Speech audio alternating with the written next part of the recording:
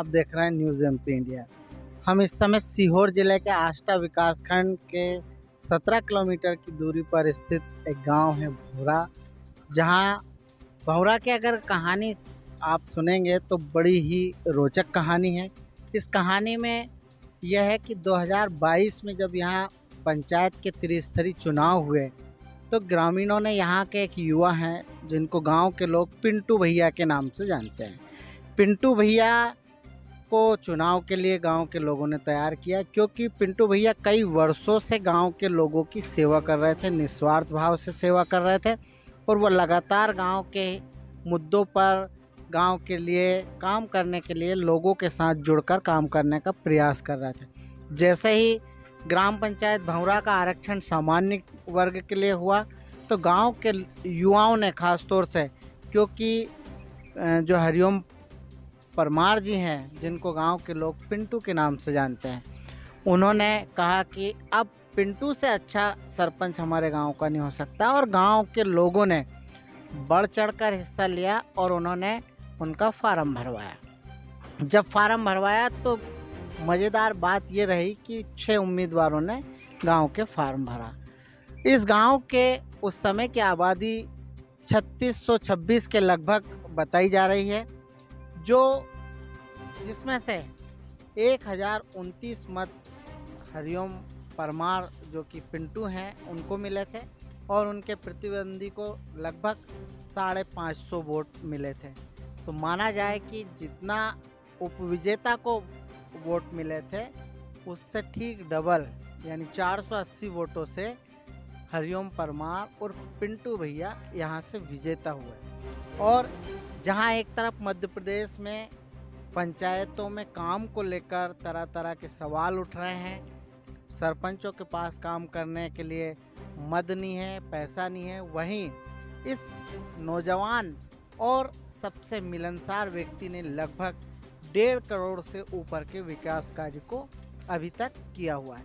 आइए हम मिलते हैं इस नौजवान साथी से और जानते हैं उन्हीं की जुबानी कि क्या है भौरा के विकास का राज। हरिओम जी नमस्कार। नमस्कार। ये बताएं कि कैसा लग रहा है आपको? बहुत अच्छा लग रहा है। हरिओम जी, दोनों चीज़ें समझ में आती है कि आपको गांव के लोगों ने इतने अच्छे से चुनाव लड़ाया और आप लगभग डबल मार्जिन के साथ चुनाव जीते। अब आपने गांव के लिए अभी आपके और क्या क्या सपने बचे हैं? सर, गांव के लिए तो बहुत सारे सपने बचे हैं, जो भी अच्छा होगा वो कार्य करेंगे। अभी मेरी इच्छा ये है कि अभी चौराहे पर कोई देवी देवता की प्रतिमा बने, प्रतिमा बनने के बाद उसका ग्राउंड बनाएं, उसके बाद में स्ट्रीट लाइन लगाएं ताकि प्रत्येक चौराहे को नाम दिया जाए। और काफ़ी समस्या गांव में यह है कि जैसे कि किसान भाइयों को खेत सड़क की दिक्कत परेशानी ज़्यादा आती है, तो सरकार से निवेदन है कि खेत सड़क चालू किया जाए, तो प्रत्येक गांव के जो भी व्यक्ति हैं उनको यदि खेत सड़क में तकलीफ आए तो उससे खेत सड़क बनाया जाए। एक पानी की व्यवस्था है तो हालांकि वो चल रहा है, बाकी अभी पानी नल जल की दिक्कत है तो पानी की व्यवस्था की भी है। कुछ सीसी रोड होना है वो भी करने की इच्छा है, कुछ पार्क बनाना है वो भी इच्छा है। अभी गांव में स्वास्थ्य सुविधाओं को लेकर आपका क्या सपना है और क्या व्यवस्थाएं हैं? स्वास्थ्य सुविधा को लेकर मेरा सपना यह है कि एक 10 पलंग का हॉस्पिटल भौरा में होना चाहिए ताकि गांव के लोगों को आष्टा ना जाना पड़े और गांव में इलाज उनका हो सके। ये बहुत अच्छी बात है कि आपने तमाम तरह की चीज़ों को गांव में किया है।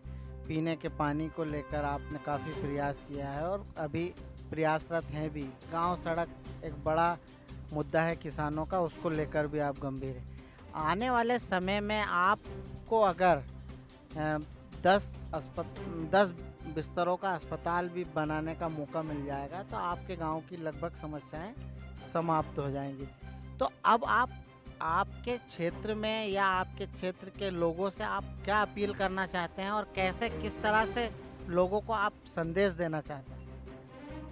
मेरा तो यही है कि मेरे गांव के लिए जो भी कार्य करना पड़ेगा तो मैं तत्काल करूंगा और सरकार से निवेदन करूंगा, विधायक जी से निवेदन करूंगा, सांसद जी से मांग करूंगा कि मेरे गांव में ये कमी है उसको जल्दी से पूरा किया जाए। तो पिंटू भैया, जैसा कि हमने पता लगाया कि लगभग अभी तक आपने 2 साल में भी, हालांकि अभी 1 महीना बाकी है, तो इस दौरान लगभग आपने 1.5 करोड़ से अधिक के काम किए हैं। क्या ये सही है मामला? बिल्कुल सही है। करे काम 25,50,000 का मांगलिक भवन माता मंदिर प्रांगण में बनाया है। 10 लाख का डूम सेट सांसद निधि से माताजी प्रांगण में बनाया है। 15 लाख रुपए का डैम सिंगानिया गोवा के नाम से वो भी बनाया है। और 10 लाख की मरम्मत के पैसे जिला पंचायत अध्यक्ष गोपाल सिंह इंजीनियर ने दिए। उसमें मरम्मत का काम चालू है और जल्दी ही उसमें पानी रोक दिया जाएगा।